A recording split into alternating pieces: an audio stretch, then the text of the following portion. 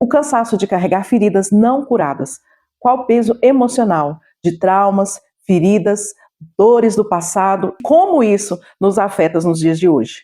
Hoje nós vamos abordar sobre acontecimentos nas nossas vidas que muitas vezes não dependem de nós, acontecimentos nas nossas vidas, feridas nas nossas vidas que acontecem, perdas. Nós sabemos que a vida é feita de desafios, nós sabemos que na vida nós teremos dores, teremos aflições, na vida nós sabemos que podemos perder pessoas que nós amamos, sofrer falências, divórcios. Nós sabemos que o mundo ele está em constante evolução, mas apesar disso, não nos impede de talvez termos sofrido traumas do passado, traumas da infância, e é necessário alcançar um lugar de cura, alcançar um lugar onde a nossa alma encontre um lugar de esperança, porque senão isso vai tornando peso sobre nós, vai acumulando, é como se a nossa alma começa a se intoxicar de tantas dores, de tanta amargura, de tanta mágoa, de tanta situação. E isso vai pesando, vai nos sobrecarregando emocionalmente. Nós vamos vivendo a vida do hoje, mas talvez estamos presos ao passado. Nós vamos vivendo alegrias de hoje, mas as dores do passado se tornam maiores e isso impede a nossa celebração. Então, hoje nós vamos falar sobre traumas que muitas vezes aconteceram, situações que aconteceram e que nos levam a um estágio de uma dor maior. O trauma, ele se torna uma marca. O trauma, ele se torna uma dor. É uma cicatriz, é uma ferida que não é sarada. E aí, constantemente, fica aquela memória afetiva negativa e aquele medo de que aquilo novamente venha a acontecer. Por exemplo, uma pessoa que sofre um acidente de carro, ela pode desenvolver um trauma, um medo de dirigir. Alguém que já sofreu emocionalmente em relacionamentos abusivos, relacionamentos tóxicos, ela pode desenvolver um trauma e, consequentemente, ela fica presa naquele medo de que isso possa acontecer novamente. O trauma, ele tende a nos afastar da tentativa de viver, afastar, nos isolar, não nos permitir entender que a vida pode ter um rumo diferente, que a vida pode ter um significado diferente. Ressentimentos por situações que aconteceram, que não foram superadas, mágoas que foram presas e não foi liberado o perdão, faz com que talvez você está vivendo o seu cotidiano de hoje, mas a sua alma, ela está presa a uma pessoa que talvez está até em outro país. Eu digo que a falta de perdão é como se fosse um elástico. Você está vivendo a sua vida, o seu cotidiano, mas constantemente o seu inconsciente está acusando, apontando aquela pessoa, porque existe uma situação que precisa ser resolvida. E é como se você está aqui, mas constantemente você está lembrando da pessoa, você vê alguém parecido com a pessoa, você ouve uma voz e constantemente você se sente presa nos seus pensamentos, nas suas emoções. Talvez se foi um relacionamento, você já está em outro casamento, você tem todas as possibilidades de viver bem feliz, mas constantemente aquela memória te remete àquela pessoa que você está presa, que a sua alma está presa, que os seus sentimentos estão presos, e isso são pesos na sua caminhada que te impede também de amar pessoas, de ser livre com pessoas, de se dar verdadeiramente para as pessoas, porque nós entramos no modo reserva, onde nós estamos constantemente nos defendendo, constantemente nos guardando por medo que isso possa acontecer novamente, e isso nos impede de amar pessoas, isso nos impede de ter boas amizades, isso nos impede de nos arriscar, de possibilitar viver coisas novas, deixar com que pessoas possam entrar na sua vida. Luto. O luto não é somente uma questão de perder uma pessoa. O divórcio é um tipo de luto, uma falência financeira, uma perda financeira é um tipo de luto. São perdas de algo que era importante afetivamente, são perdas de estrutura. Uma pessoa que tem uma falência financeira, uma pessoa que perde algo importante financeiramente, ela perde uma estrutura, ela perde uma segurança. E isso impossibilita, é como se houve um vazio dentro de si. Aquela pessoa amada, aquela pessoa querida gera um vazio, uma sensação de que a vida acabou, uma sensação de que as coisas se pararam por aí e agora é necessário uma readequação, agora é necessário um recomeço, um continuar, mas sabendo, tendo que aprender a lidar com essa dor, tendo que aprender a lidar, a continuar, mesmo doendo, tendo que aprender a lançar para fora, a falar, a verbalizar. A psicanálise fala sobre a importância de falar, o quanto falar, colocar para fora, traz cura. O luto, ele precisa ser vivido, o luto precisa ser falado, ele precisa ser expressado.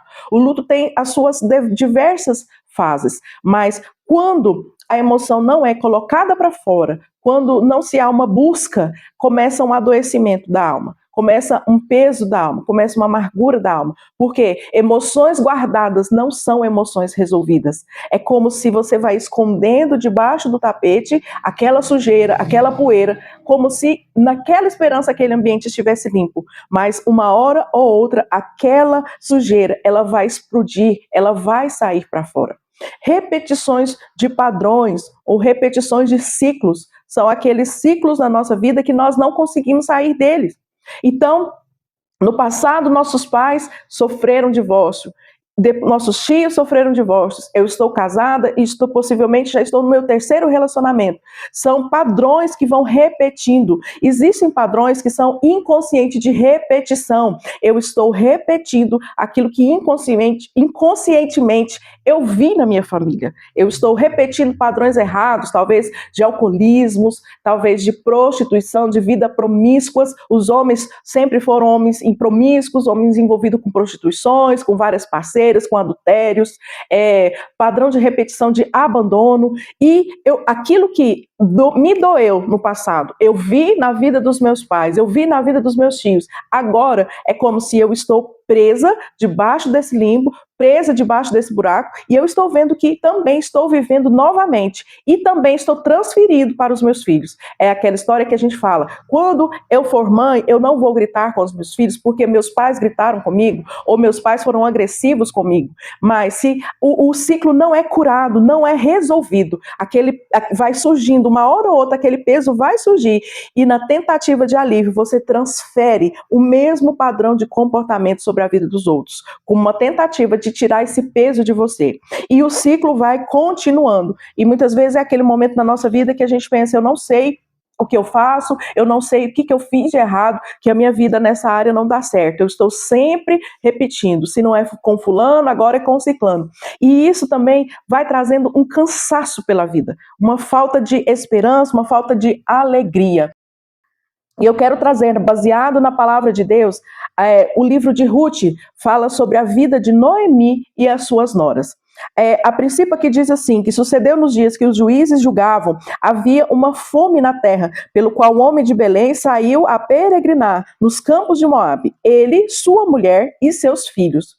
Aqui diz que essa família, eles estavam passando um tempo de fome naquela terra ali de Belém de Judá. E eles, na esperança de prosperar, de romper, até mesmo de sobreviver, eles saíram dessa cidade e eles foram para outra cidade, para os campos de Moabe, para poder ter uma vida digna, para poder, é uma história que nós sabemos, que muitos de nós vivemos, que muitos dos nossos pais viveram. Mas a palavra diz que ali aquela mulher, com seu esposo, com seus filhos, na tentativa de sobrevivência, foram para outra cidade e tentando fugir da fome, e depois naquele lugar ela perdeu o seu esposo. Então aqui foi a sua primeira perda, o seu primeiro luto. Ela perdeu o seu esposo. E ali naquele lugar, os seus filhos se casaram com outras mulheres, né, e adquiriram família. Mas aqui diz assim que eles tomaram mulheres, os seus filhos se casaram e ficaram por ali por 10 anos. Mas após 10 anos, os seus 2 filhos também morreram. Então, a Noemi, novamente, ela passa por outro processo de perda, por outro processo de luto e por outro processo de escassez. Aqui a palavra fala que no original, Noemi significa agradável, delicada. Então, nós entendemos que essa mulher era uma mulher possivelmente dedicada à sua família, era uma mulher que gostava de estar ali junto com a sua família, lutando junto com a sua família. E aqui diz novamente sobre essa perda, sobre essa dificuldade de vida, sobre esse padrão de repetição. E há um momento que ela chega para suas noras e fala para suas noras que cada uma pode ir embora. O versículo 7, o versículo 8 diz assim, disse Noemi às suas 2 noras, Voltem para a casa da sua mãe. O Senhor abençoe, use de bondade, como vocês foram com os meus filhos e comigo. O Senhor lhe dê maridos, cada uma em sua casa. O Senhor lhe dê descanso, cada uma em casa do seu marido. E beijando-os, levantando a sua voz, choraram. Então, mais uma vez, ela ia ter que abrir mão de uma perda agora das suas noras, de despedir as suas noras, de fazer com que as suas noras fossem para viver a vida delas, fossem para buscar um futuro. E aqui há um versículo depois que as suas noras falam que não vão embora, mas ela fala assim: vão embora, porque eu não tenho mais nada para oferecer para vocês. Nós não podemos continuar juntas aqui e viver novamente o padrão da escassez. E há um momento muito importante quando ela diz assim, ela se declara como Mara, como uma mulher amarga. Mara significa amarga. Então, ela começa a dizer, eu sou como Mara, eu sou amarga, eu não tenho nada para oferecer. Hoje eu sou somente uma mulher de dores. Então, a palavra diz que uma das noras realmente vai embora em busca de viver um futuro, em busca de construir outra família, e outra nora que se chama Ruth, que é a que dá o nome desse livro, essa fica em nome de uma aliança. Essa fica em nome de uma aliança, ela decide reconstruir, recomeçar a vida delas ali naquele lugar, mas sendo fiel à aliança de Noemi. Então existem momentos que nós temos perdas, vamos pensar, às vezes a gente que não viveu isso, a gente sequer imagina que dor dessa mulher de passar por fome, perder marido, perder filhos, perder nora, e agora novamente elas terem que recomeçar ali naquela terra de novo, debaixo de uma escassez.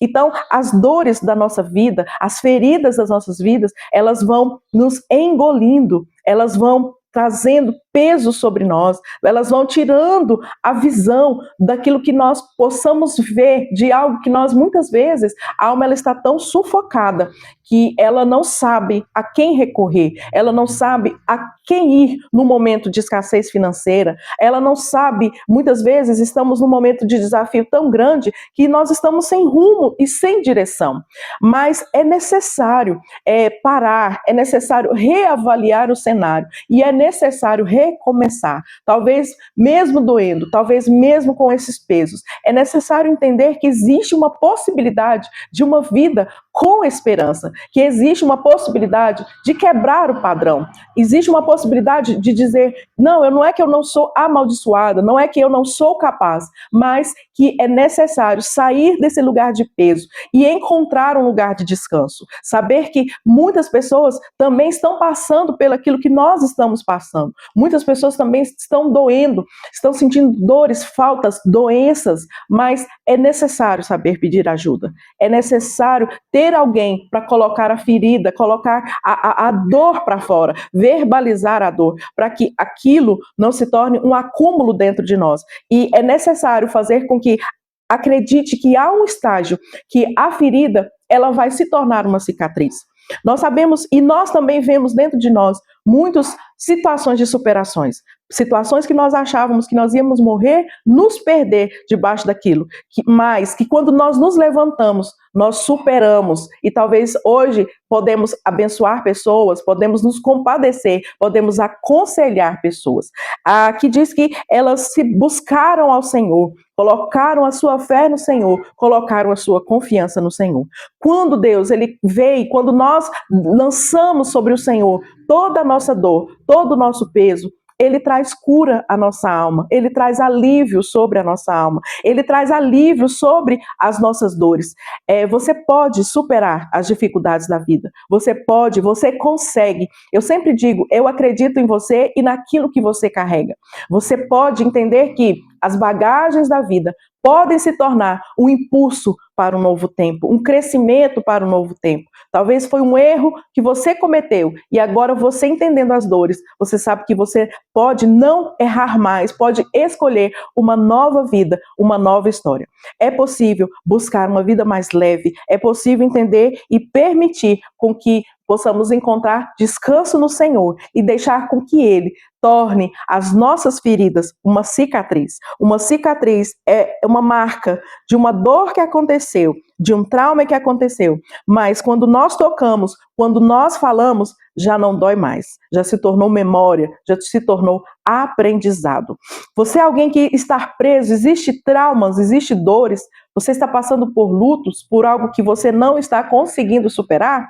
Esse é o desejo do seu coração, se lançar, tirar esses pesos e tirar essas dores? Eu vou deixar aqui nos comentários algumas perguntas para sua reflexão. E eu quero te pedir que você esteja curtindo o episódio de hoje e compartilhando. Quem sabe vamos alcançar alguém que está nesse momento passando por tanta dor, por tanta luta e vai encontrar nesse episódio uma palavra de esperança.